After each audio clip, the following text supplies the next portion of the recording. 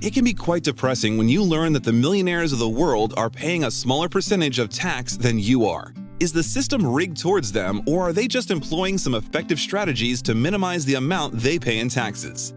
Welcome to Mindnificent. In today's video, we're focusing on the 10 ways that the people at the top avoid paying taxes. Click that subscribe button if you want to be smarter with money and learn all the things about getting rich. Are you ready? Let's get into it. Number 1. Moving to a country where tax laws are more lax. A lot of people don't understand the impact that moving can have on your taxation. While countries like the United States are particularly rough in their tax laws, there are other countries that don't share the same sentiment. Places like Monaco, the Cayman Islands, and Dubai are famous for having precisely zero income tax, and you have our personal guarantee that the people at the top have already reserved accommodation for when they feel that their country is taxing them just a bit too much. The caveat is, however, that these places typically have a high cost of living. They thrive on offering a safe haven for any tax-avoidant rich folk, and so exploit their situation as much as possible. Hey, it's only fair that billionaires get a taste of their own medicine, right? Number 2. Reinvesting profits. Some people believe that billionaires like Jeff Bezos have a dedicated room for keeping their money like a dragon hoarding gold, but the truth is actually a bit more complicated. In fact, the way that taxation typically works incentivizes people to have as little liquidity as possible by not taxing reinvested profit. Talk to anyone on Forbes' billionaires list and they'll tell you that they try to keep as little liquidity as possible, investing as much money into their company and others as possible. If there was a tax avoidance 101 class, the first lesson would be about reinvesting your profits back into your company, as that money doesn't get taxed. Number 3. Donating to charity. Now, you may be hearing these strategies and think, man, is there any way for me to minimize paying taxes while also not seeming like a huge jerk?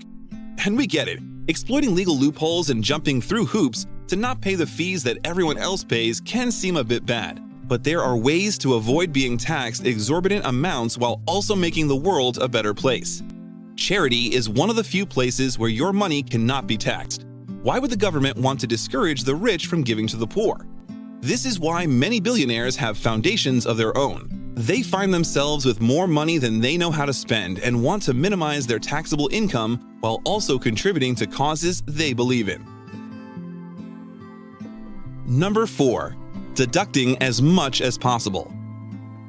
The IRS is going to be very pedantic and technical in how they try to take as much money from you as possible, so it's completely fair game for you to also be pedantic. Second lesson of Tax Avoidance 101, deduct everything. The government wants you to buy as much for your company as you can, so they don't tax on things you buy that contribute to your company's growth. Well, who's to say that your new Lamborghini isn't crucial to your business plan? Or that your $10,000 gaming computer isn't to increase your productivity? And don't forget all of your travel plans. Every flight or hotel stay is required for your business to grow and expand, of course. Even the takeout you bought for the office is critical for team morale, so don't let the government tax you for it unnecessarily. Number 5. Investing in art. An understated industry for avoiding taxes is the art industry. Did you know that the art market is totally unregulated? When a piece of art is bought, it's legally treated as an expense and so is completely deductible. Better yet, high-price art tends to appreciate over time. So spending $2 million on an artwork now could lead to that artwork being worth $10 million a few years down the line. You can either sell that piece of art and buy some more with your handy $8 million profit margin, since that earning can be taxed, or donate it to a museum, scoring yourself a $10 million tax deductible. Have you ever wondered why rich people tend to have art foundations? Are they just ardent admirers of artistic talent? Possibly. But it's much more likely that they're exploiting a loophole in their taxation system. Number 6. Getting paid in equity instead of liquidity. Whenever you hear about a CEO, it's easy to assume that they have an insanely high salary. I mean, how can they get that much wealth if they're not earning far more than their low-level employees? You might be surprised to hear that CEOs don't actually get paid that much. Jeff Bezos, for example, has an annual salary of around $80,000, and Elon Musk only gets paid between $0 and $23,000. So how do these billionaires reward their hard work and amass the wealth that they're infamous for having? Simply put, they pay themselves in equity. The motivation being that 1. Equity can appreciate over time, and 2. Equity isn't taxable, unless you sell it, of course. Number 7.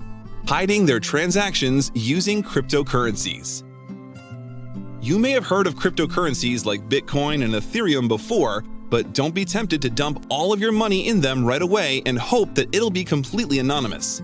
Governments have begun putting measures in place that ensure that crypto wallets can be easily attached to individuals and so can be taxed. There are, however, specific coins known as privacy coins that offer far better anonymity and security than traditional cryptocurrencies.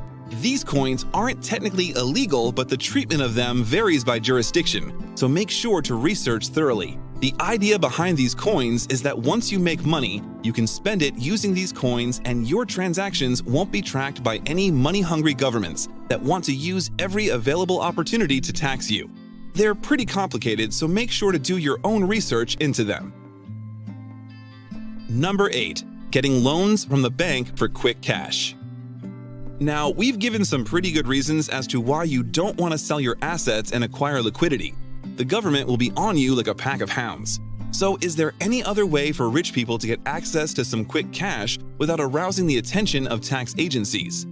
Banks tend to have trusted relationships with rich folk. One look at the assets and stable income, they're more than happy to offer a loan. Now, since the law considers the loaned money to still belong to the bank, this money isn't taxed.